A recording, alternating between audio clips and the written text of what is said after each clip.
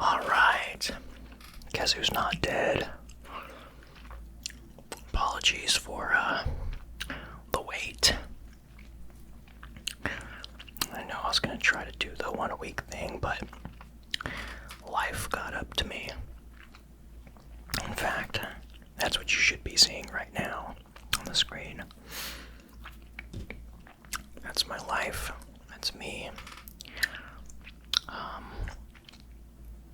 I'm the guy right here with the pen and paper and notebook. And this is behind the scenes footage of a film I made a few months ago. Right around the same time I stopped uploading videos, ASMR videos. This film kind of took over my life. It's probably the biggest thing I've ever done.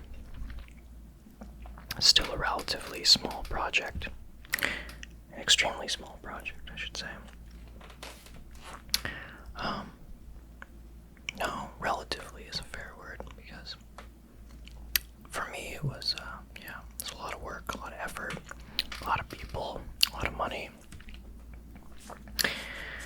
And, just, it became a priority, so that's why there hasn't been any videos. But, I'm back. I'm gonna try something a little different. I'm gonna try to do something a little bit more regular to make up for time lost, to make up for all the videos I didn't upload. So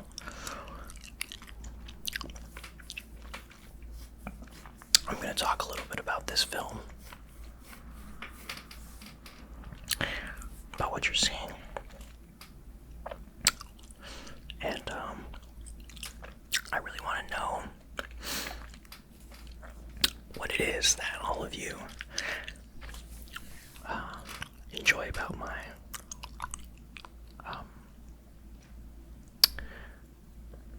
channel, about my videos. So first I kind of want to ask a few questions. I'm going to pop in another piece of gum.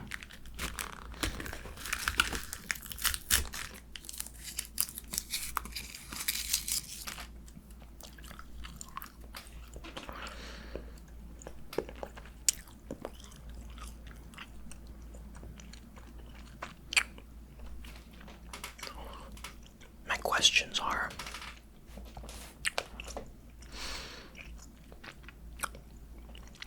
is it the information, the content that you enjoy?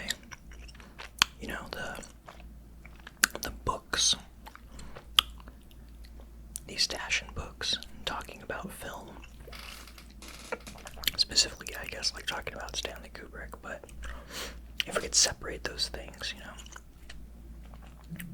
Or is it my whispering, gum chewing, page flipping? And could it just be the gum chewing?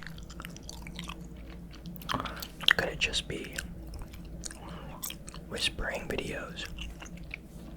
Does it need visual? How many of you are stimulated by the visuals? And the reason I'm asking these questions is because ideally I could just do what I'm doing now, which is speaking into the audio recorder without needing to record video, without needing to set up a camera. Now obviously there will be times where I would want to do that, but I'm wondering how necessary it is. How many of you would still keep watching and still be interested in watching my videos if you honestly weren't watching anything but listening.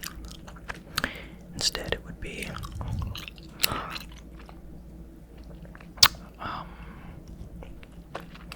rambles like this.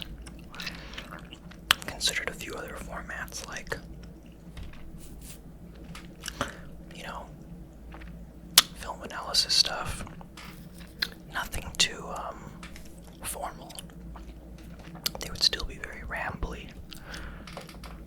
I was thinking about doing screen recordings as I sort of scroll through media related to film. And I narrate over it, something like that. Because here's the thing is, the videos I've done with those Taschen books, they've been the top performers.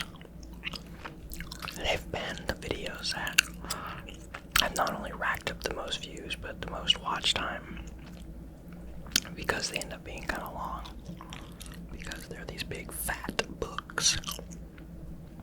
So the problem with that is Taschen has only made so many books, and even if they made a new book every day, I can't afford to keep buying them. It is very expensive to run a YouTube channel where every video you're flipping through a new Taschen book. You can, maybe if I bought a book and returned it, like I'm sure bookstores have decent return policies. I know some that do actually, but that's a lot of work.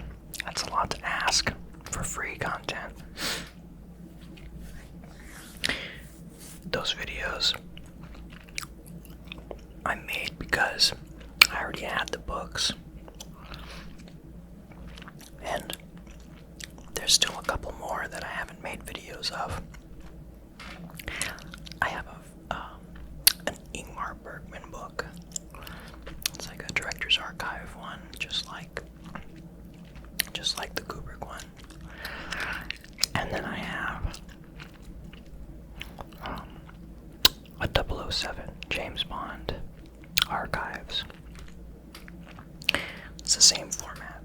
They're the sort of landscape orientation books. And it's like a lot of behind the scenes photographs and little essays about the production and the history of whatever it is.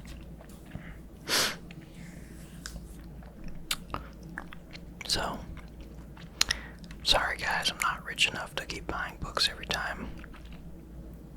And as much as I want the other books, I'm not really in a position to be getting them this often. I also live in a small room, so I can't exactly start stacking these up. But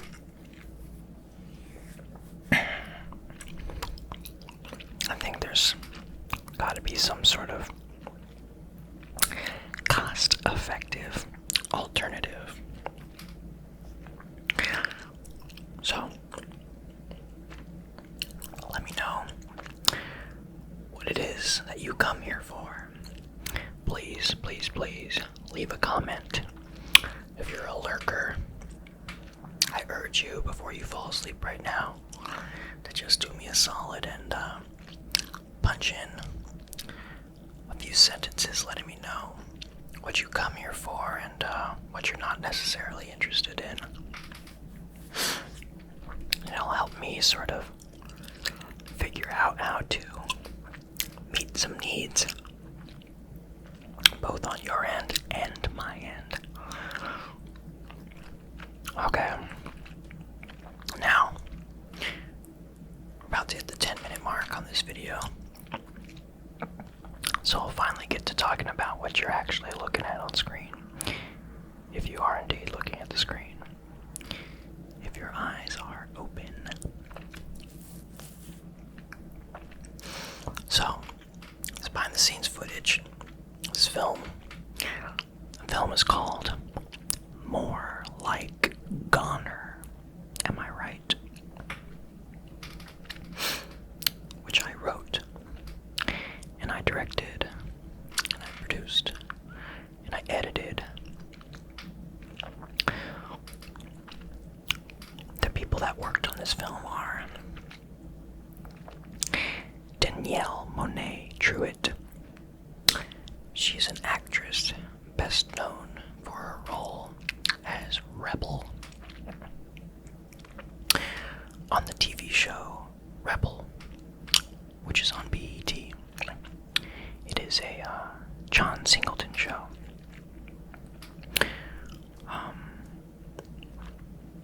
He's passed away now, and it's pretty much a net loss there. But he has left behind him a very amazing legacy, an amazing body of work. And Danielle was lucky enough to work with him pretty closely, pretty regularly. So, she is Cynthia. That is her character's name in this film. And she hasn't shown up on this behind the scenes yet. She was on the last 2 days of shooting. And this is the first day of shooting that you're looking at. So, the two men that are performing in this scene right now are Lee Amir Cohen and David Wynn. So, I've worked with both of these gentlemen before.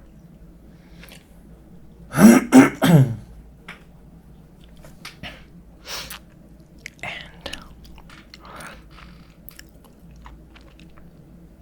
yeah, I mean, they're pretty great. They're pretty damn impressive.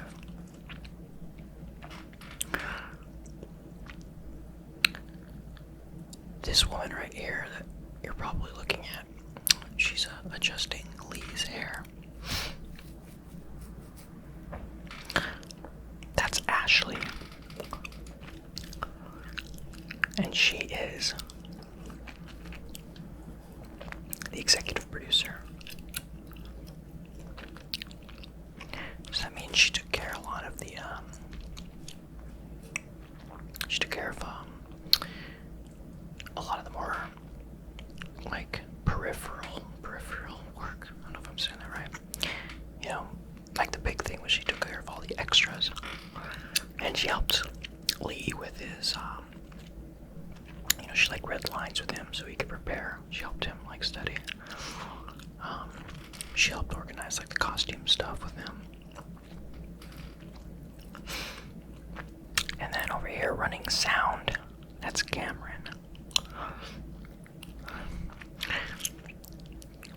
So Cameron is doing production sound here. But he'll also end up doing, he's already done the post-production mix, which is basically when I'm all done editing it, I hand it off to him, and he makes sure that all the audio is mixed nice and pretty and nice and dynamic, so you can both hear everything nice and clearly, but also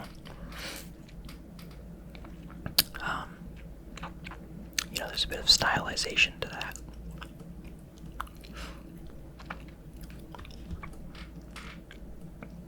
There are the two Michaels working on this project, Romero and Beltran.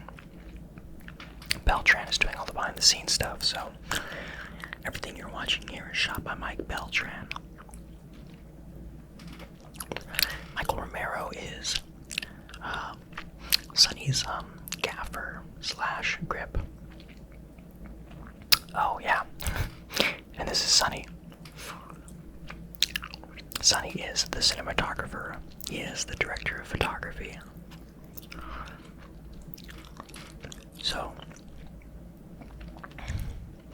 he's somebody I spend a lot of time with before production. You know, me and the actors have rehearsals. We kind of work out all that stuff. But that's usually taken care of over the course of a few days. But Sonny and I had about a week's worth of preparation. I worked every day,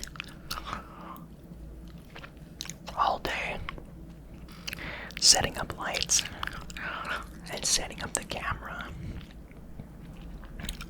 in preparation for the shoot. So we'd know exactly how we're gonna light and shoot everything come the day of. This is Sonny's camera package. He owns a Red Dragon. Red is the company that makes the cameras, and Dragon is the model. It is the 6K model, which means shoot at 6K resolution, which I'm not exactly sure what those dimensions are. The exact numbers, I mean. But it means that the width, or no, the height of the frame is somewhere around 6,000 pixels.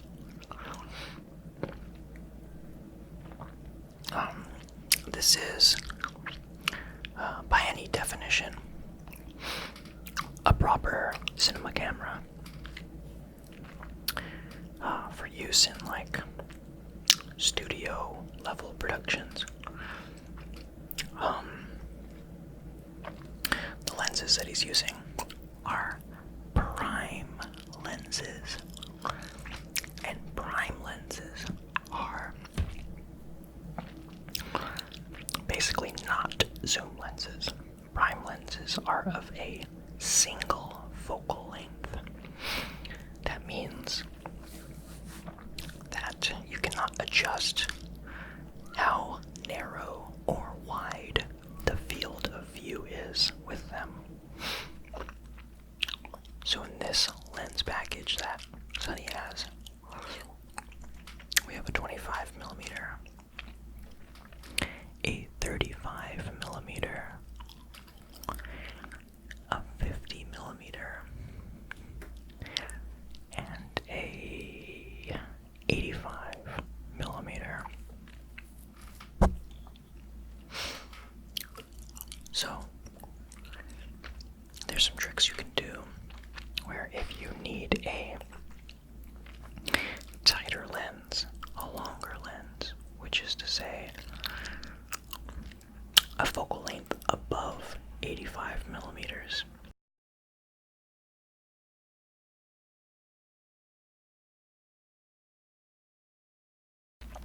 excuse me, if you need something above 85mm, then you can lower the resolution on the camera. So that means that the camera is using a smaller portion of its sensor, the sensor that captures the image. It's using less of it. It's closer towards the center. And so in turn, the image appears to be more punched in because of where it's focusing light. I believe that's how it works. And so there are a few shots in here that are much closer to 100mm because we scaled down on our resolution. Not in anything that you're seeing here, of course. I just made in the actual films, the productions footage. So here's me laying down on some stairs.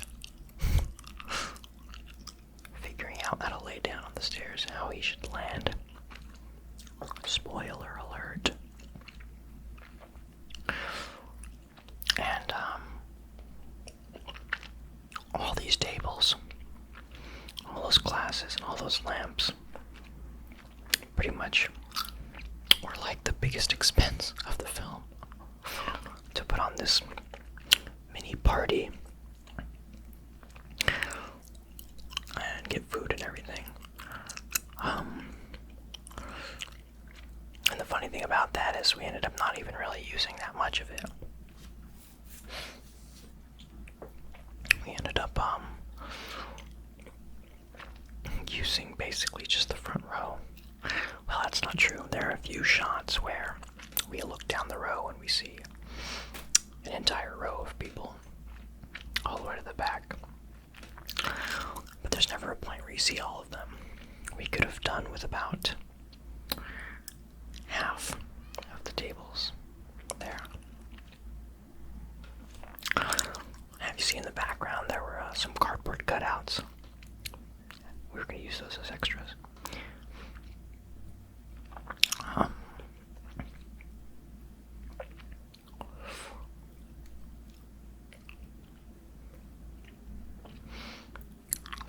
This film pretty much made itself.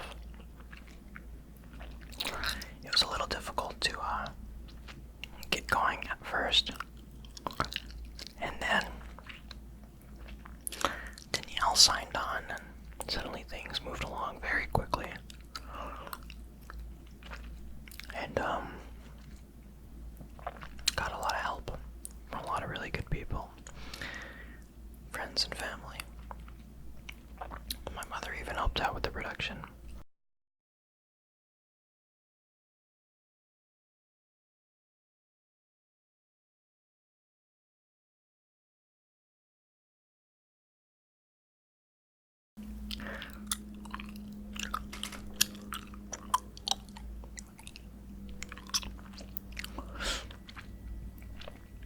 I don't really want to tell you too much about what the film's about.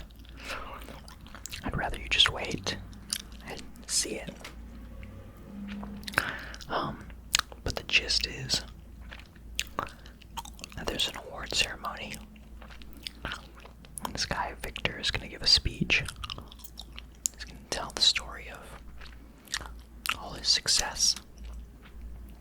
And a lot of people have already heard this story because he tells it a lot. And some people think that it's wrong that he hasn't thanked somebody yet. All the times he tells the story, he never really mentions this one person. And so it's about these people urging him to mention that person. And that's kind of the gist of it. I should have gave you the log line.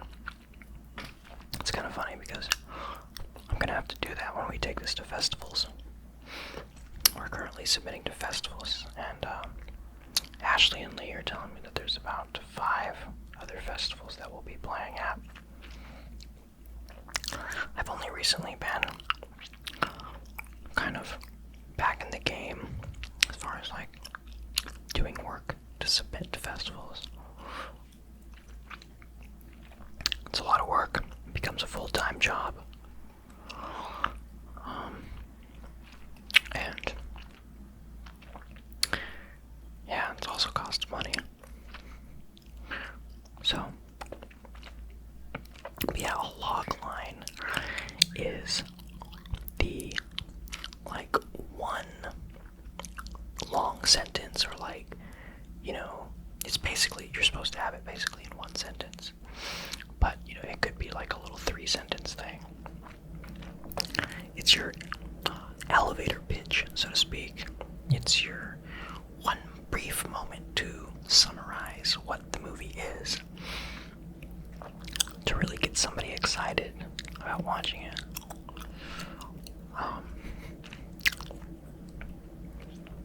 Strangely enough, as fun as I think this film is, I don't think hearing about the synopsis or the log line it's not necessarily the most intriguing thing. But there are ways to spice it up. So that's what I did for our festival submissions. You know, you kind of fancy with the words. Man, it's like, holy shit, it's such a blast. It was such a blast making this thing. I just get so in the zone. I'm just like, I have another piece of gum. 1 second.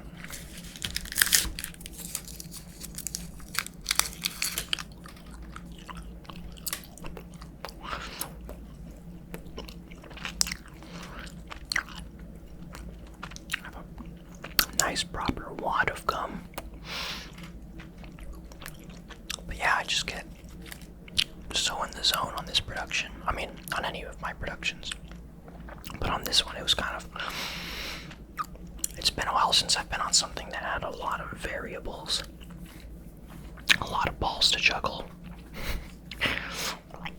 A lot of jobs. A lot of things to consider. And there's just so many ways that things can go wrong. And surprisingly enough, the shoot went really smooth. And yeah, I mean, damn. I don't want to be a broken record, and I don't want to just keep saying the same thing over and over again, so I'll say it just one more time. Which had so much fun. I'll probably end up saying that one more time anyway. 5 more times. It's like it's where I belong. It's what I'm good at. I think. I'm pretty sure I'm good at it. Yeah, you know what? No, I'm good at it. And, I just have so much fun with, like, the sort of, you just feel like you're just playing. You feel like you're a kid playing with friends. It's all just this make-believe. But it's, you know, since I'm an adult now, it's similar to playing make-believe with friends or playing with your toys and stuff like that, or drawing little cartoons in your notebook or writing stories and stuff. Except it's now also a tool for understanding the world. And while I don't necessarily set out on production for any film as just like, oh, because I want to learn about something, it ends up being that without me being able to help it. It's usually that I take interest in something, some idea, some concept that is preoccupying me in multiple facets of my life. The kind of thing I find myself thinking about, you know, while I'm driving or while I'm in the shower, or something that ends up coming up a lot in conversation with friends. And so, of course, that thing will just become a movie for me. I'll end up figuring out a way to make it into a fun story. Maybe not necessarily fun, but like, I don't know, something engaging is probably a better way to say it. So, yeah, it's crazy because you'll be thinking about this thing and then it'll turn into a story, and then you go out and you make it, and then while you're there making with other people, suddenly you find yourself talking about something so specific with everybody. And you end up having all these revelations. It's almost like you know what, okay, I realize I'm being super abstract. So I know a better way to say this. A better way to say this is that it's like a Rorschach test. Because it's kind of like, you know, I end up getting a piece of paper, squirting a bunch of ink on it, folding it, making little symmetrical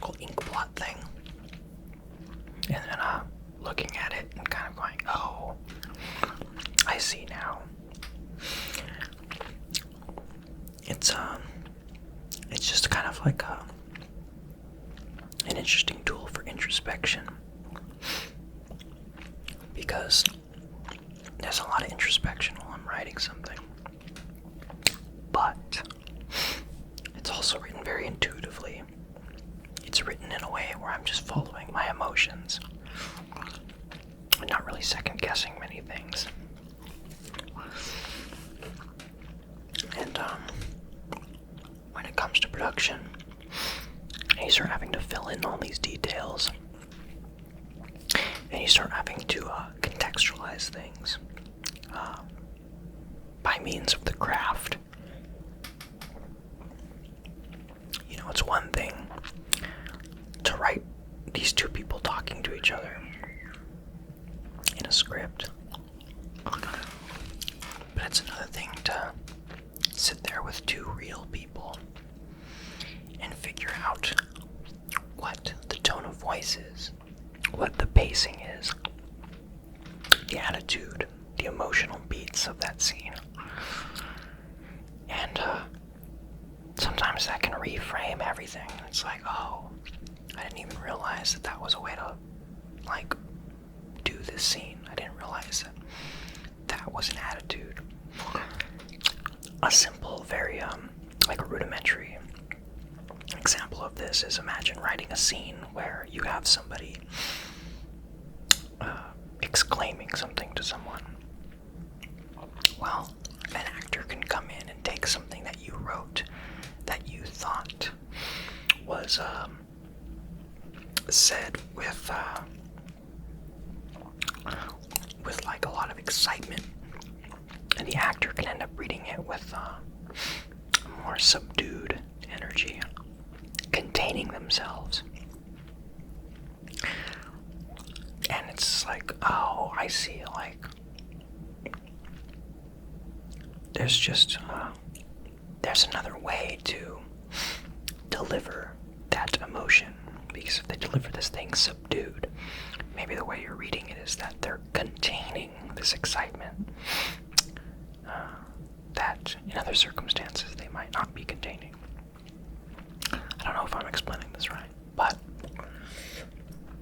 yeah, so like performance is one thing, and then like the way you shoot it and the way you light it is another thing.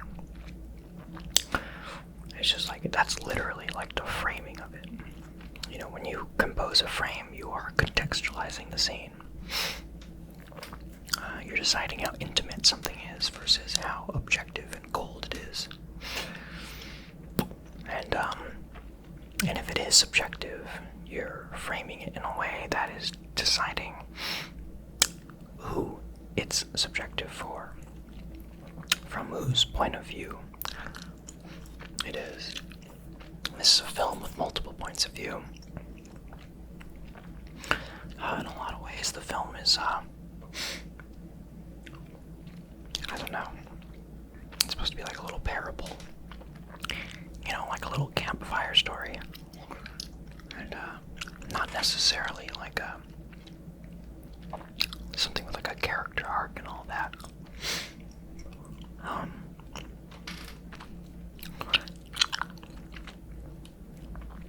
So,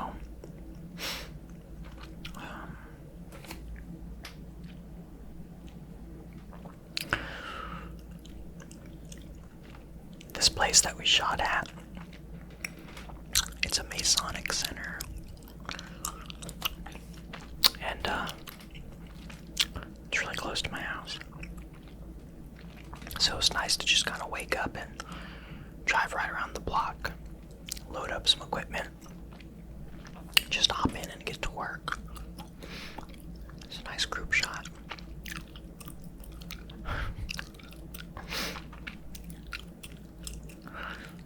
So yeah, this Masonic lodge,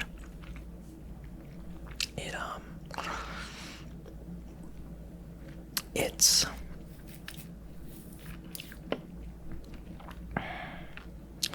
no longer actually being used as a Masonic lodge. It's being used as a sort of like a recreation center for anybody who would like to rented out. Anybody who's like,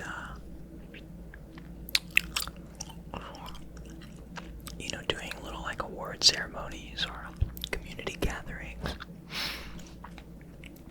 So,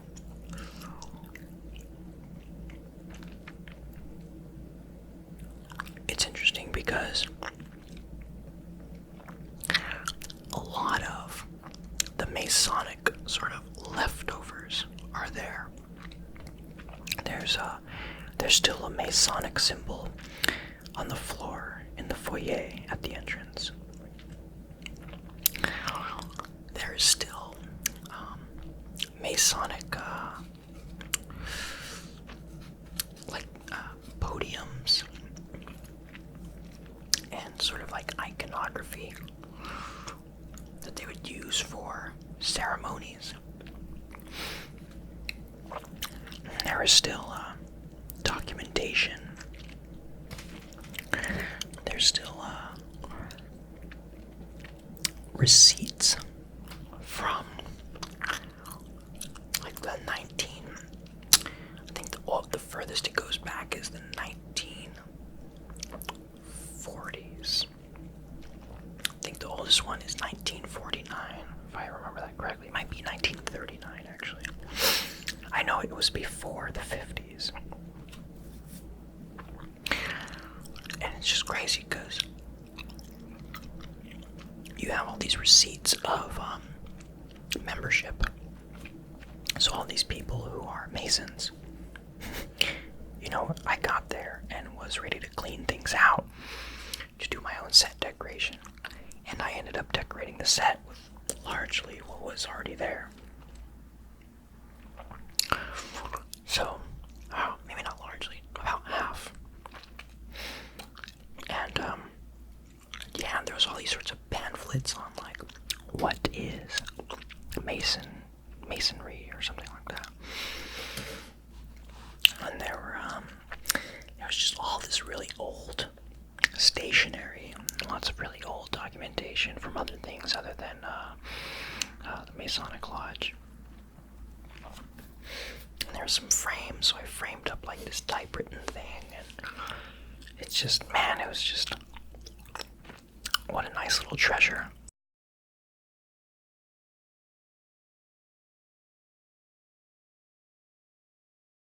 So,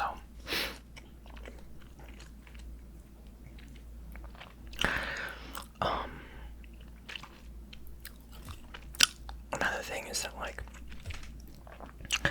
it's a little spooky being there. It's a big place, and it's an old place. So there's a lot of rooms, and there's a lot of nooks and crannies. And there's a lot of areas where lights don't work. And a majority of the windows have been covered up with cinder blocks to block out the sun. So, it's big, it's quiet, it's cut off from the sun. You can really lose yourself. You could be there all day and not even realize that it's nighttime.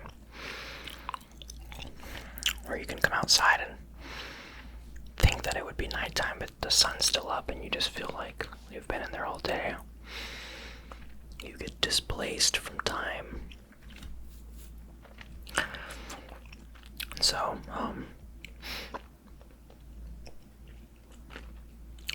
there's a lot of time that I spent here, like, alone, because I had to clean the place up, get it ready for production, set things up, run some tests, and, just the littlest of creaks or sounds would really spook me, especially leaving late, having to turn the lights off. You have to go out through the back, and when you turn out the lights, the light switch is like in a different room, and it has one really, really long walk between it and the exit, so you'd essentially have to turn off the light and then spooky building until you got out to the other side, to the exit. So, it was fun. I liked it. And a lot of the time while we were working, I had a song playing on repeat. It's a real staple of spooky classic music. I don't really hear it as spooky necessarily. I know that's a good descriptor that people usually accept for it. I actually quite like the song for what it is. It's very chill, and in ways a little romantic. And mostly it's just that I enjoy the nostalgia factor. And the song is called Midnight, The Stars and You by L. Boley and his orchestra. Or Ray Noble. I think it's L. Boley and Ray Noble and one of their orchestras. I would just have that on repeat while we worked all day. It invokes images of the Overlook Hotel, the hotel from The Shining, which I guess if you are subscribed to this channel, you're probably familiar with in some capacity, and are probably not surprised that I would have that on repeat. So, another thing is that this building was so perfect because it's really preserved in another time. So I put in some effort to make sure that the art direction and costume design and all that stuff was ambiguous enough where you can accept that it was anywhere between 1950 to present day. A sort of nondescript time. There's a word for that. I forget what it is. It's a word that describes a sort of impression of an era, an impression of a decade. So, dressed up the set like that too. Just, man. In a lot of ways it was more or less doing a period piece. It was a lot of fun doing that. I really want to make more period pieces.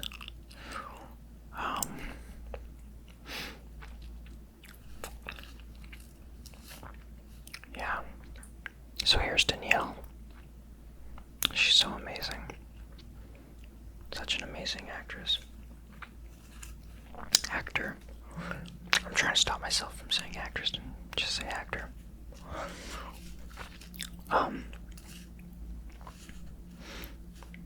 She's just she carries a lot of weight in her presence alone. She knows how to do a lot with very little things. The other two are very good at that too. I don't know why, but Danielle is just particularly striking. I think it's maybe because she has the benefit of a couple moments where she really is. You're just looking at the reaction of her. She has a few more moments like that than a few more than the other guys do.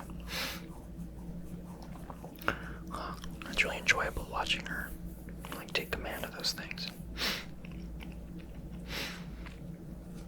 So this is the first time I've worked with this many extras. It's fun working with extras. They have a really good time. You can tell how into it they get. And it's interesting sort of saying go or action. And then watching this reality unfold. It's one thing to do rehearsals with the actors when it's just by ourselves and it's great, yeah, that's awesome. The emotional beats and just you get the laughs and it's just, yeah, cool.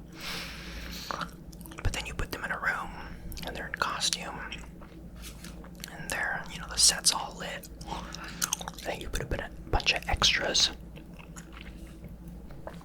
And when they perform, now the extras are reacting to what they're doing. And it's strange. It's so strange. It just creates this reality. And you can lose yourself in it.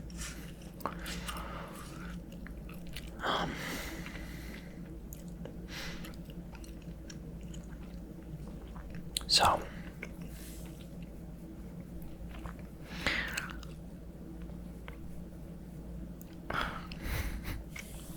here's Cameron doing some pickups, some additional audio recording that he can use later on when he's doing the sound design and mixing for the film.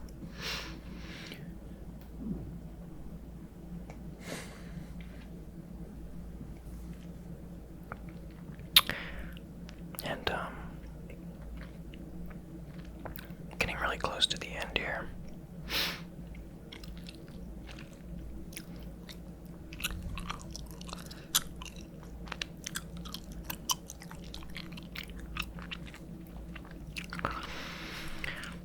I was thinking, okay, so while the rest of this goes on, if I think of some more things to say about the production, I'll say it, but if we can just get off topic for a little while again, kind of just catch you guys up on what's going on and kind of the plans I have for things. Like I said, I have 2 more of those books that I want to do videos for. I've been unemployed pretty much the majority of this year, and I've only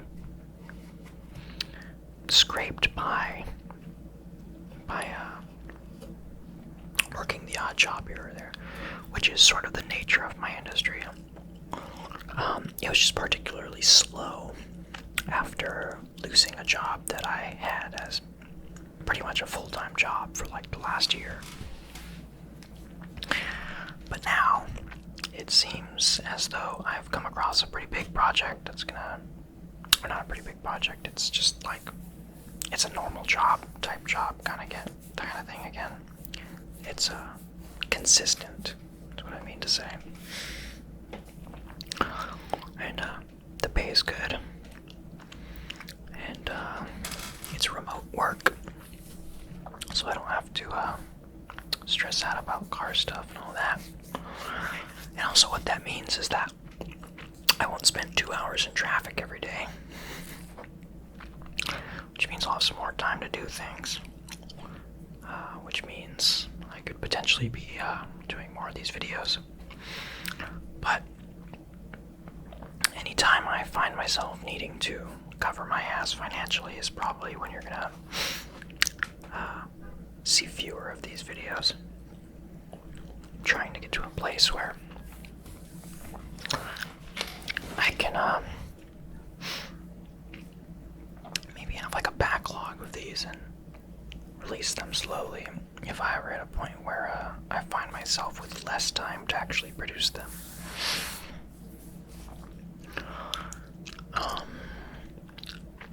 So a lot of that is why I asked those questions earlier about what it is that you like about this channel, about these videos. That little that video I made with Kat, where we made those little, like the little Japanese candy donut things. Like, that video performed so poorly. So it's like, okay, they're not into that. It was such a one-off thing anyway. And it's interesting because, like, I did those Dashin videos, but one of them is like, I want to say like half an hour or something like that, and it has it has fewer views than the other book videos, which are longer, like closer to an hour, and those ones have more views, which is interesting to me because it's like, okay, it takes longer to watch them, but I guess maybe a lot of people are just more into the idea of being able to put it on for that long of a time and not have to worry about like it stopping when they haven't, when they didn't want it to stop, whether that means they're awake or they just want to kind of keep it going as they relax and not have to like monitor it or something. So that's another thing that's making me, you can help me figure out what's going on there. You can all tell me what your opinions are on lengths and stuff like that. Because obviously it would be easier for me to crank out like a bunch of 20-minute videos. But I'm not exactly sure that's what you want. And, I started this channel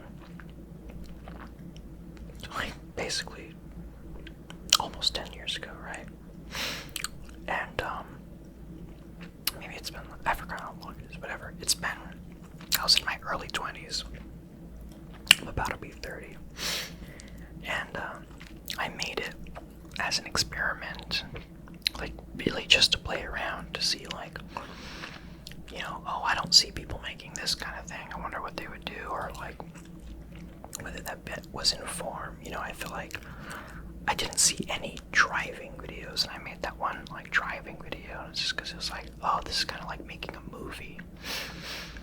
I made some rambling videos, and it was fun to go through like the cinema books and everything.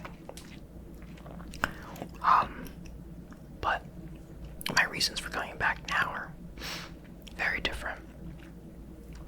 I think I mentioned this in one of the first videos I made when I recently came back this year. I'll just reiterate briefly, really quick, is that now it's kind of about making a connection with people, kind of finding more people out there who might enjoy what I make, and to share other things I'm doing with you guys, which is why, what you're seeing here is my film. I think it's really important to kind of have a bilateral thing where it's like I give you some value, both in terms of like, this service, I guess. ASMR is kind of like a service, and filmmaking at the same time. It's something that I'm very curious about, like where that intersection is. And I don't want to get bored making these things, I don't want to find myself making the same thing over and over and getting bored by it.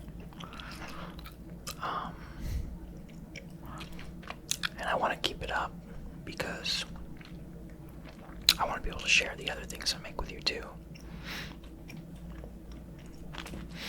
So,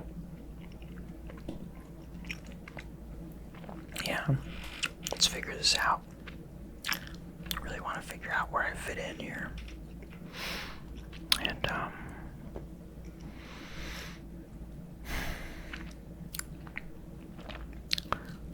I think I just have to be a little bit more regular about this. Get a better idea of, like, what it is that I enjoy about it.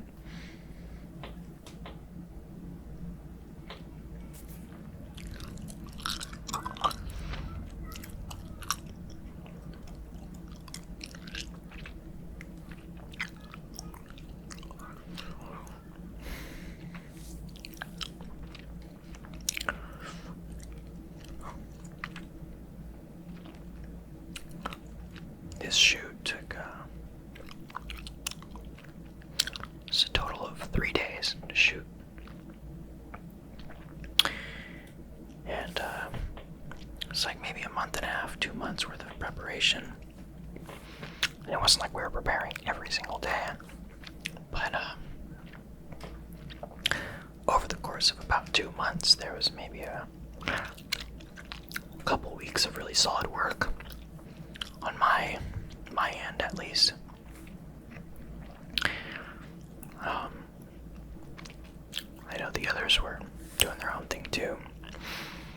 And I know Lee and David were definitely putting in time to get those lines down. This script really is a mouthful.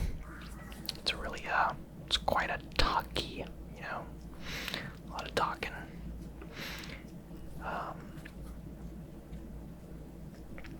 And post-production was pretty quick. Edited it pretty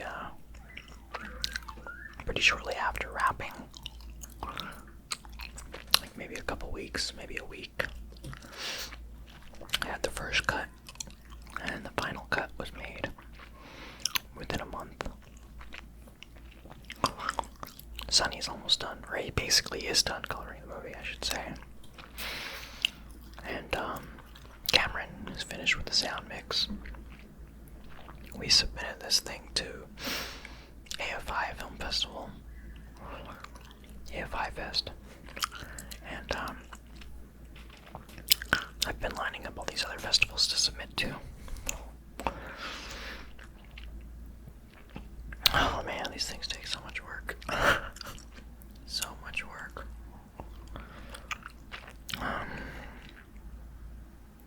You know what I'm really curious about? If any of you are awake still, I'm really curious.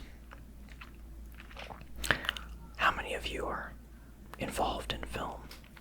I think a couple of you had mentioned in the comments before that you are involved in film in some capacity. I'd really like to hear from more of you. I want to know who the hell is watching me. There's nearly 600 people that are subscribed. I don't know how many of these people are still active YouTube users, but there's a lot of you. And even the ones who are not subscribed. Like, who are you? Okay. Well, I'll be making something soon. Let me know how this went down for you.